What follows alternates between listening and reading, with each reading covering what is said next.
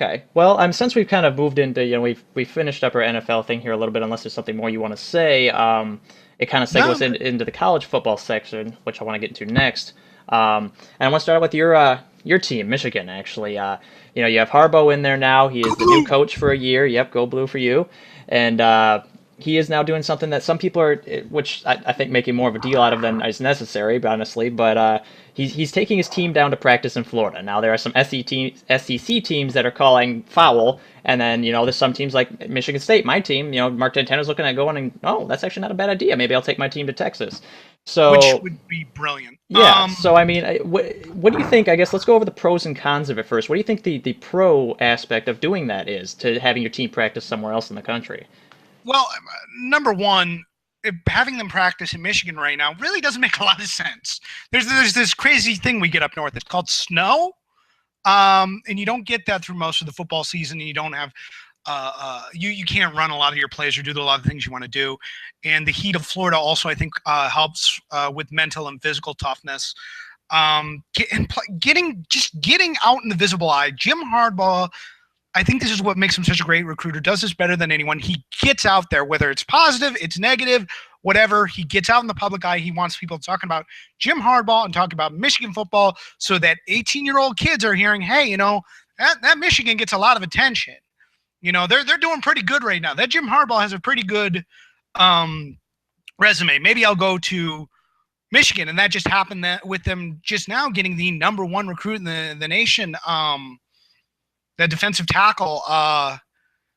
What was his name? Gary. I didn't see that, so I couldn't tell you on that Okay. one. But I mean, Uh, while you look that up, actually, I'll go ahead and I'll go with my pros as well. sure.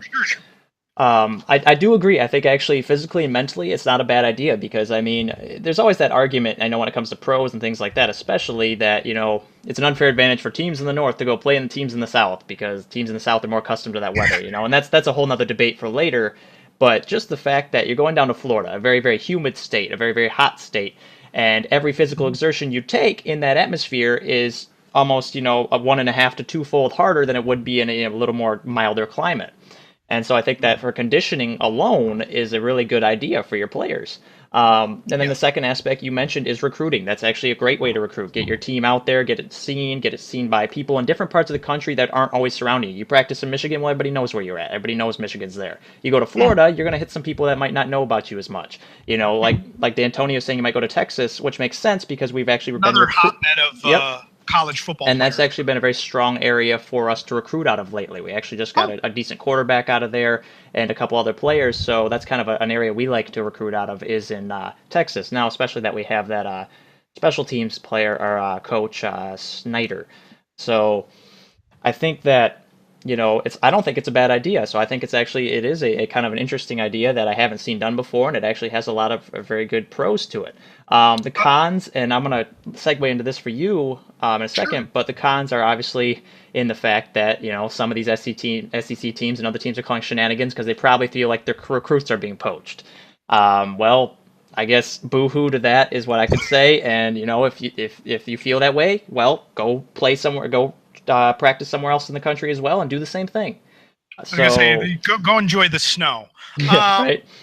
Rashawn Gary was the guy I was talking about. I couldn't remember his name. Okay, okay. And what position is he? He's defensive tackle. He was the Okay. number one recruit of the nation. Big coup for Michigan. Anyways, the, the cons are you technically right now this is what they call a quiet time. You're not supposed to be talking to recruits. You're not supposed to be recruiting right now. And Hardball's not doing that. Really, he's just like, my team's going to practice here. We're getting accustomed to the conditions. Our team is here. If you want to argue that, well, he's advertising to players in the Florida area, I was like, you got Miami down there, you got Florida State down there. You just driving past the university, that's an advertisement. Um, Very true. I mean, he's that. I think it's probably at the back of his mind as a good idea in that sense, as it would be any coach's mind. But he's yes, not doing it in an overt way. He's not like posting up flyers and billboards to say "Come watch yes, Michigan" all over the place and putting up right, TV ads or something. But right. so The I other thing yeah. the other thing is like all these SEC teams crying foul. I think it's hilarious because they're doing it on Twitter and they're putting it out there. And Jim Harbaugh quite frankly says you need to worry about your own business. Like, for example, right now, Tennessee has a huge, huge scandal going on right now with its football players in some disingenuous situations and players lying about where other players are, and even their own coach Hmm. getting angry at players for not covering for other players. That's a problem. That's a scandal. Right, exactly. Jim I Harbaugh mean, going to Florida is not a scandal. right, no, sensationalism of media these days definitely doesn't have their priorities always on straight in that regards. I think there's definitely other things that could be focused on the college football world. So to me, in the end of it all, I would say it's definitely not a big issue. I think it's actually a good idea. I think other coaches should get out there and try it maybe as well, see if it works for them. And I think it should be just kind of dropped at this point. But Yes. um, I thought it was kind of an interesting issue, to be honest. It popped up as one of those things, and it might be just because it's attached to the name of Harbaugh, and right now his name is money in the media, and it pulls a lot of people in. So Mm-hmm.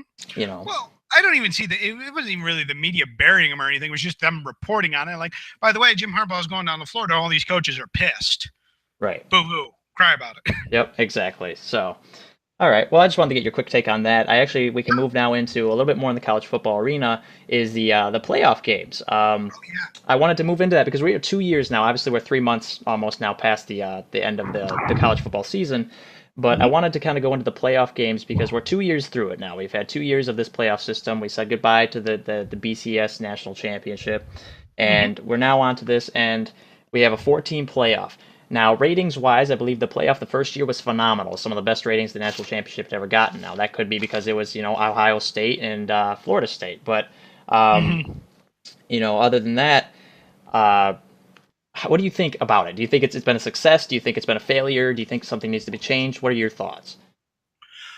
Well, I guess I got to give the first bit of backstory here. I was actually against the 14 playoff when it first came out, mainly because I thought it would create less interest in the higher ranked game, in the other higher ranked games. When in actuality, it actually created more interest for me because the first year's playoff it was Ohio State, Alabama, Oregon, and Florida State, and both Baylor and TCU got left out. And me personally, I thought TCU should have been in, and that's a whole nother conversation for a whole nother day. But TCU got to showcase their skills when they absolutely demolished Old Miss in their bowl game. And honestly, it created more interest, not less. So I think the 14 playoff is actually a really good thing. I like where it's been. I like the things they've done with it. For the most part, I like the way they decide teams get in, get out. I like the committee. I like the fact that the committee gives their reasons and their reports every single week. Mm, Even if it is a little inconsistent at times, I still at least understand where they're coming from every single week. right. And I do need to correct one thing I said a second ago. I said Ohio State versus Florida State. It was actually Ohio State versus Oregon in the national championship that year. Right, I right, screwed right, that right, up, right. but that was back when Marcus Mariota was still playing.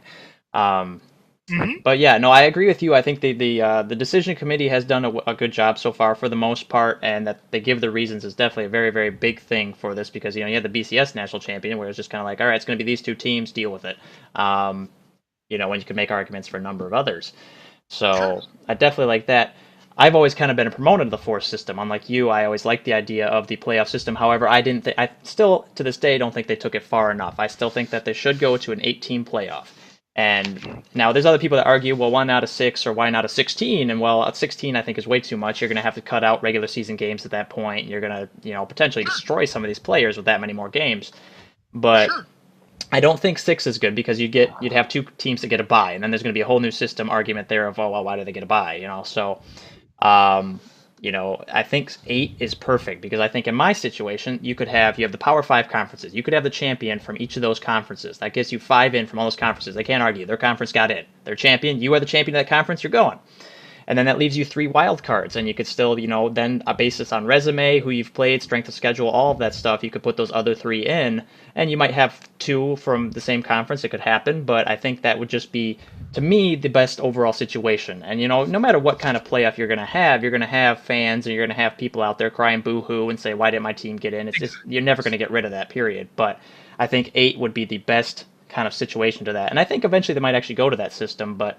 I think for me that would be the most ideal way to do it. Any I'm I'm thoughts? I'm on the fence. To be honest, part of me again. Well, I guess I have to start with this. If you go to I'm not completely against an 18 playoff. I'm really not. I understand the virtues of it. My problem is I don't believe you automatically get in if you're a conference champion. I say no, fuck that. I say if you are an ACC champion and you have 4 losses, and then you've got a bunch of other teams that have 11 wins and only 1 loss, I'm sorry, you're out. Tough, boo-hoo, cry. You're not one of the 8 best teams in the country. You don't automatically get in because you played in a weaker conference. And there's more than, there's the Power Five, but there's tons of other conferences, and and then it becomes a question of, well, what if we got a conference in the CUSA? Let's say Kentucky goes undefeated and they win in the CUSA. Are they going to get in? Well, I don't know. They played a really weak schedule. Well, yeah, and that's why I said that the wild card 3 would be based upon things like strength of schedule, and based upon the criteria they're kind of basing the main 4 on now. Sure. But the reason I think that the conference champions before I know you want to continue. I'm sorry, I just wanted to interject here. Go ahead. I'm sorry. The reason I want to say that the conference champions I think should get in because there's really up until that point there's not a lot of easy way to gauge how strong a conference really is. You could say Conference A is stronger than Conference B because they have these teams. Well, how do you really know until they play each other? There's obviously some metrics. You have your preseason games that you can kind of use to judge, your out of conference games. But at the same time, sometimes it's the beginning of the season, and you have a bad game, and then you go on to be amazing the rest of the season. So, I think just that's why the Power Five, which tend to be the strongest conferences, I think by bringing them in it would warrant that. And then you have that debate at that point when they're playing each other. You say, okay, well, this one beat this one. Well, then maybe their conference wasn't as strong, but now and you have those other 3 to bring in people that you think, well, they are stronger, and they have that stronger strength of schedule, and so they can bring them in and they can prove it that way. So that's kind of why I thought that the top 5 conferences should have their champions in. Sure. You're not the only person who says that. I'm not, just saying you. I'm saying in general. And I'm not even saying like it's the worst flawed idea. I just don't think if you win your conference champion, you should be a shoo-in. I say pick your 8 best teams. Your eight best teams. The 8 teams you think are the best that get in. And I keep using the ACC as an example, but if you don't think the ACC champion is the best to get in because they played 3 out of conference games and they lost all of them, then, or 4 out of conference games they lost all of them, then I don't think they deserve to get in. I would rather have 3 Pac-12 teams get in that we really believe are 3 of the 8 best teams in the country, opposed to automatically just putting it in just because you win a conference championship. I think it's a great way to gauge, and I think if you're undefeated and you win your conference championship, absolutely you get in because you're probably. I'm saying what I'm talking about is probably only 10% of the time, quite honestly. Because 90% of the time, if you win your conference championship in those 5 power conferences, you're almost definitely one of the 8 best teams in the country. I'm just saying I don't think it should be a shoo-in. That's all I'm saying. No, and I get where you're coming from. Yeah, because if you had a conference that had an extremely just brutal year where your top team in that is like 7-6 or whatever like that, Sure. yeah, maybe you can gauge it then again, I guess. But I think that it should definitely be a very, very heavy consideration when choosing those teams at Sure. least. I think it should matter. I'm not saying it. I'm just saying like. I guess I don't know. I don't have a good recent example. That's why I said it's probably only 10% of the time. Right. Now, another thing I wanted to get into real quick about the playoffs. Now, I still think that they have definitely been far and above better than just the regular BCS setup we had prior to them. Right. And a lot of people cried that it was going to diminish the bowl games. I don't really honestly think it's done that. Because most people, bowl game wise, most people watching the bowl games are the people that are invested in a particular team in that bowl game, and I still think that's going to happen. So I think that's fine. Although I still do think there's far too many bowls at this point. Last year we had more bowls than we had eligible teams. So that's another discussion entirely we can go into a later date. But what I was trying to get to is for the playoff though this year versus last year. They did the playoff games this year. They did them on New Year's Eve. The first year they did it, it was New Year's Day, I believe.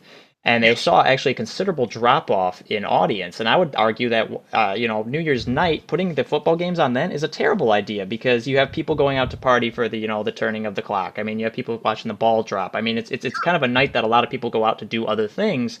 And then you put them on New Year's Day, which I think is the better solution. You have people being able to... Yeah, everybody's home. They're working off their hangovers, doing whatever, relaxing for the day. They have work off.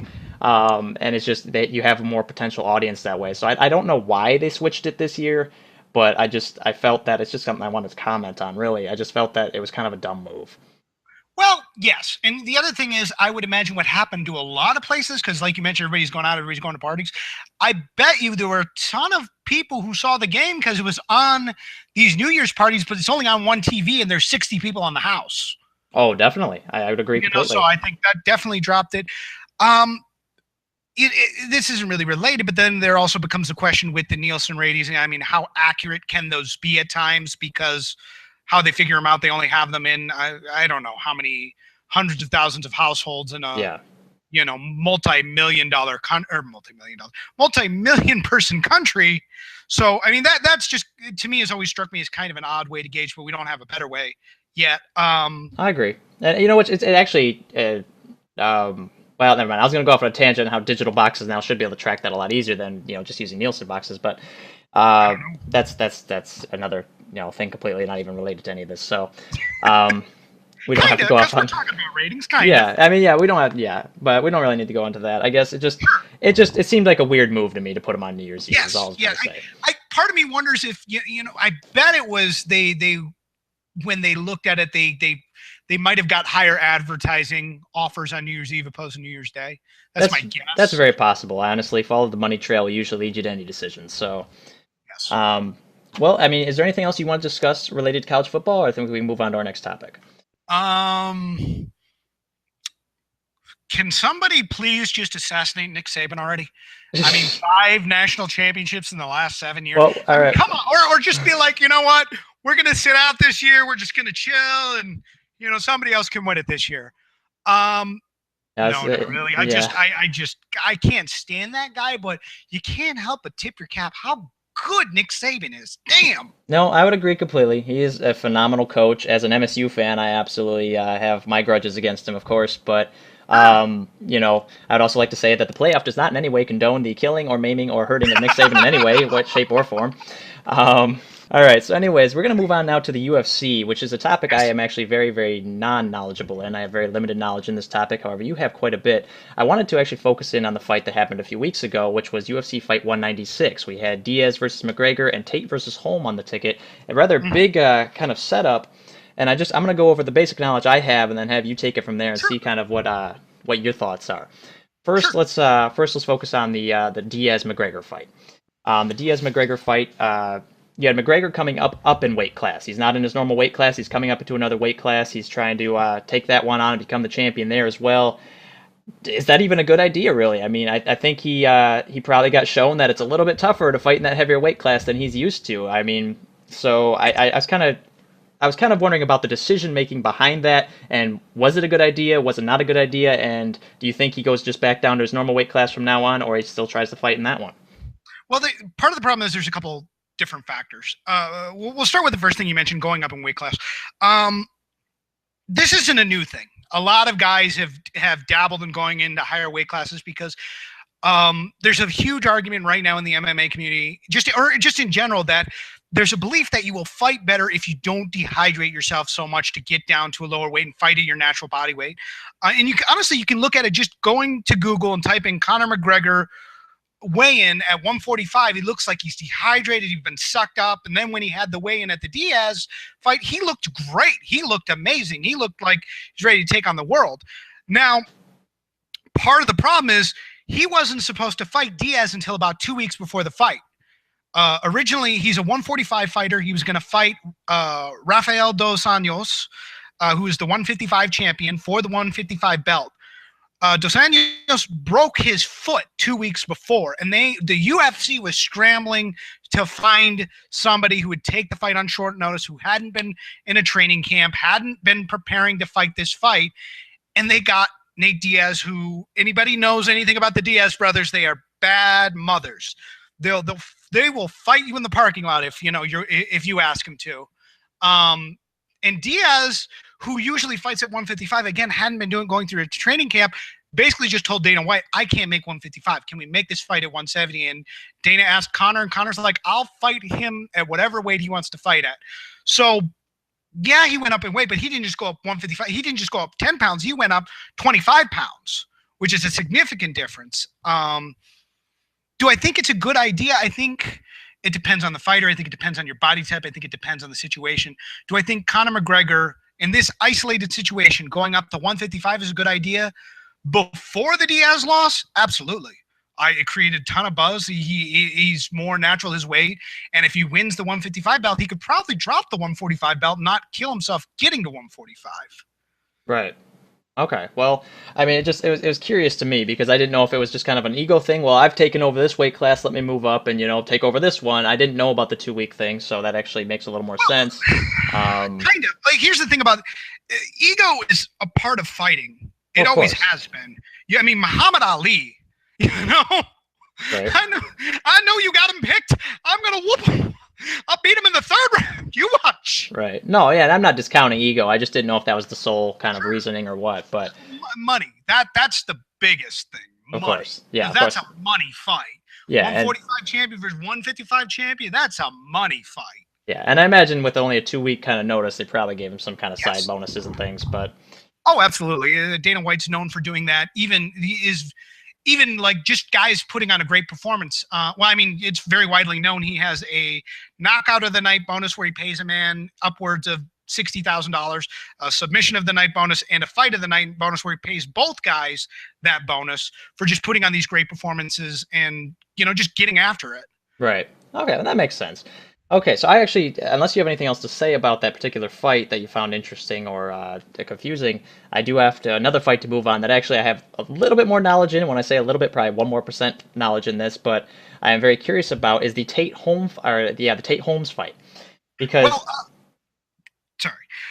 I guess I have to talk a little bit more about the McGregor, the actual fight itself between McGregor and Diaz. okay, go ahead. The Again, part of the problem was McGregor was expecting to fight Dos Anjos, who fights completely different than Diaz. So that's a problem right there. You're getting different types of sparring partners, and that changes the way you fight. But still, the first round they came out, McGregor, to me, very clearly won the first round. He wasn't landing as many shots. He was landing the cleaner shots, though. He was hitting the harder shots on Diaz, and you could see it in Diaz's face by the end of the fight. But what the Diaz brothers do better than anyone, they realize that with these little MMA gloves, you don't actually have to hit a guy that hard.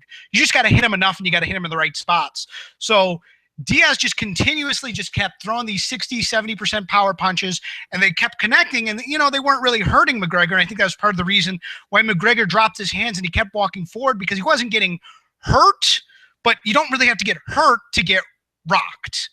And then the second round comes out, and Diaz hits a beautiful 1-2 right on the chin, right on the button. It screwed up McGregor, screwed up the way he was looking at the fight, and he panicked and he shot on Diaz, who is a Brazilian Jiu-Jitsu black belt under Cesar Gracie, who's one of the greatest Jiu-Jitsu practitioners on the planet. So once it hit the ground, with Jiu-Jitsu not being, or wrestling not being McGregor's strong point, it was quite frankly, it was a wrap. Okay, so what I like to do now is I want to get into the Tate and Holm fight because this is the one I'm going to give you all the backdrop story that I know, and then let you fill in the gaps and talk about the future and things of that nature. So I'm going to rewind a little bit. Actually, we watched this fight together back when Miesha Tate fought Ronda Rousey. Yes. Ronda Rousey ends up winning that fight, goes on. I believe that was the second time they had met, so that's the second loss Tate has taken to Rousey. And Rousey goes on her career, keeps going, beating everybody down, gets up close to this Holmes fight with Holly Holmes. And at this point, from a more standard perspective, for someone who doesn't know much about UFC, I'm looking around at Rousey going, okay, well, no one's ever going to beat her, so she start fighting men. I mean, she's, it looks like this invincible woman in the UFC at this point. But then it becomes this Holmes fight. You come in Holmes, and I had never heard of her up to this point, but she's a respective champion in boxing in her own respect. She comes into the UFC, she takes Rousey on, and wins. And so now Rousey's finally been beaten. And at this point, everybody's going, okay, well, when's the rematch? When's the rematch going to happen? When are they going to fight each other again? Can Rousey reclaim her crown? And then comes along, and Holmes didn't want to wait long enough and decided to fight Tate. Tate, the one that's lost to Rousey twice. They come in, you're thinking, okay, well, Tate's going to lose again because that's just her MO at this point, it seems. And Tate wins. And so now you have this weird kind of triangle in my mind where it's like, okay, do you still want a Holm-Rousey rematch, or do you first have to get the Holm-Tate rematch, or do you have to have Rousey-Tate, or how does all that work and pan out at this point because of this kind of dynamic between the three now? I mean, so I'm very curious as to how you think that plays out and where they go from here. Well, there's a couple things I gotta mention. You mentioned that Holm has a lot of success in boxing. She also is a multiple kickboxing champion as well. So it wasn't like she was just good at her punches. Her kicks were phenomenal as well. Her footwork is probably one of the best in the game. And Miesha Tate, while she lost to Rousey twice, she beat everybody else who they put in front of her. She'd actually been promised a Rousey rematch at one point if she beat a fighter named Kat Zagano, who's another really tough chick. And Zagano came out and won that first round. And Tate, even though it was beat up and bloody, found a way to come back and win those next 2 rounds. And that's kind of Tate's MO is, even in this fight, Holly Holm had won pretty much 4 of the 5 rounds. If it was going to go to a decision, Holly Holm was going to walk away with that belt. But Tate is such a grinder, and she just never says die. In that 5th round, being down the scorecard, says F it, finds a way to take Holm down where she's, obviously her strong suit is her boxing and her kickboxing, finds a way to get her down, gets her back, chokes her out, 5th round, amazing win, amazing comeback, amazing story for Miesha Tate. And she's at the apex. And it's a great story. It's awesome. It's fantastic. Right. With Holm, this is a really bad spot for her because she had a chance to have a multi-million-dollar fight with Ronda Rousey. All she had to do was wait. She just had to wait till summer or early fall, and instead she wanted to fight. And on one level, I respect that. I respect you as a fighter, and I respect the fact that you want to fight, and you think that's the most important thing. At the same time, you walked away from a lot of money to take on this chance. Now, had she beaten Miesha Tate, then it's a bigger fight, but not really that much bigger. You've already conquered the unconquerable giant, so all the money's in the rematch. Right. As far as I was going to say, so at this point, I mean, who is the next big fight then? I mean, do you have Tate? Now, Tate's the champion, so I mean, someone's got to take the belt from her. Is it going to be Rousey again, or is it going to be a rematch with Holm? Do Holm and Rousey have a rematch under that first, and that determines who fights Tate? How does it work at this point? Well, it's up to the UFC, but I would imagine Ronda Rousey, even losing that fight to Holly Holm, is still the biggest star in the UFC. I imagine they're going to set up Ronda Rousey versus Miesha Tate, which Miesha could win. She's improved a lot since the last time she lost, but I still think Rousey's the better fighter, and her style, and styles make fights, it's so much better into Ronda's style. Ronda is a great grappler, and Miesha Tate, it doesn't have the footwork Holm does, so I imagine Ronda's going to get in. She's going to throw on her back just like she always does and choke her out or armbar her again. And they're going to find a new dance partner for Holm, and I think what the UFC wants to do is they want to get Ronda a win, they want to get Holm a win, and they want to set up that rematch. That will not be as big as it originally would have been, but it will still be a big money fight. Right. And do you think then that person will go on to fight Tate, or do you think that'll happen separately beforehand? Or no, I think Ronda will fight Tate, and then I think Holm will fight whoever they put in front of her, and hope that Holm wins. Gotcha. Okay, so yeah, and then if Rousey takes the belt from Tate, then you could set up against Holm again, which would be interesting. The last thing I'd like you to discuss is we talked a little bit about the aftermath of the Tate and the Holmes fight and how that's all going to play out. What do you think the aftermath with the McGregor and the Diaz fight is now going to be? Where's McGregor going to go from this point, and Diaz and all that? Well, actually, what I thought was going to happen was I thought a smart move would be to have Frankie Edgar fight Conor McGregor next at 145. Because you have a 145 champion who should defend his 145 belt, and see where that goes. And then you have Diaz, who's now a mega star for you, take on Robbie Lawler for the welterweight championship. Although that was before 24 hours ago, where the new rumor right now is Conor McGregor is going to fight Diaz again at UFC 200. There's no confirmation. This isn't official. But usually these types of rumors hold water. And quite frankly, I think that's a terrible, terrible, terrible decision. Because, well, number one, if McGregor wins that fight, you've destroyed all of your Diaz steam, and you really haven't gained anything with Conor McGregor because you're supposed to win the first fight anyways. Right. And if Diaz wins, well, what have you done but further diminish Conor McGregor's status? I'm not saying never have this rematch. I'm saying rematching right away makes no sense right now. You have two guys who both have very good stature, and they're both very hot after this fight. I mean, there's so many questions about Conor. You know, has he lost his mojo? There's so many questions about Diaz. Is he really this good? Because it's not just the Conor fight, his last fight against Michael Johnson, he looked like a man on fire. So, you know, there's this question of whether Diaz is finally hit his peak. He's finally hit his apex. He's finally got it all figured out. And there's also just a special interest with him fighting Robbie Lawler, the champion, because about, I don't know, 6-8 years ago, there was this young kid named Robbie Lawler was coming up in the UFC, and he was knocking dudes out left and right, and he was stopping everybody. And everybody's like, Robbie Lawler's going to be this next great champion at 24 years old. And there's this other guy. His name's Nick Diaz, the older brother, Nate Diaz. And they're like, well, you know, we're going to set up this fight between Nick Diaz and Robbie Lawler, and Robbie's going to knock him out, viciously knock him out, and he's going to go on to move up the rankings, because nobody thought Diaz could take him down because Robbie's background was wrestling. Fast forward to that fight, Nick Diaz knocks Robbie Lawler out in the second round with some amazing boxing. So it's kind of interesting. Years later, the younger brother fighting the current champion, Robbie Lawler, it's almost like it's a match made in heaven. It's a retelling of this great story. Has Robbie Lawler really improved his skills? Obviously, he's improved his skills, but has he improved his skills enough to fight that exact same style again and find a way to win? And then the other side, Nate Diaz, who's this young fighter, is coming up and is really kind of hit his sweet spot. Has he done enough to be a world champion? This story writes itself. And they're talking about a rematch. You can understand my frustration. But no, I get it. Yeah, that's seems a little premature for sure. I think that's all I had for you on question-wise as far as those fights are concerned. Do you have anything else you wanted to add? No, I'm not none of those topics. Not really on any other topics. Okay. Yeah, no, this was fun. All right. Well, this has been great. I want to thank everybody out there. This has been The Playoff. I'm your host, Christian Gilman, also known as Gillmantech. We have been here with my co-host, Derek Kenny, and we will be coming back to you with more sports updates and related news in the future. So I hope you all stay tuned and listen for future episodes. Thank you guys all so much.